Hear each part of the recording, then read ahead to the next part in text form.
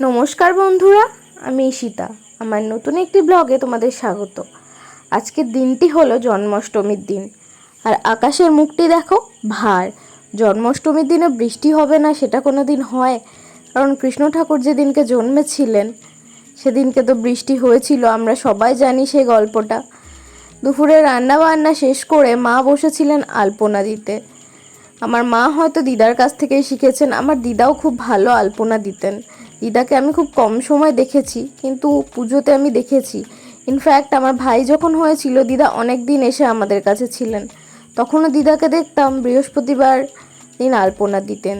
তারপর মা তালটাকে ছাড়িয়ে পরিষ্কার করলেন, তারপর পুজোর ফল কেটে নিলেন।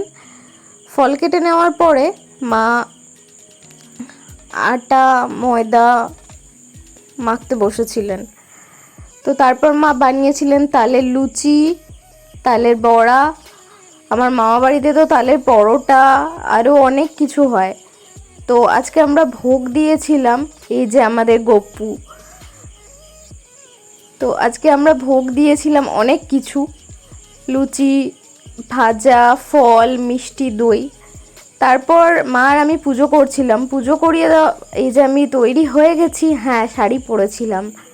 আর পুজো করার ভিডিওটা করে দেওয়ার মতো কেউ ছিল না, তাই পুজো করার ভিডিওটা করা হয়নি। তারপর এই যে আমি প্রসাদ নিয়ে বসে গেছি, আমি উপোসটা খুলি।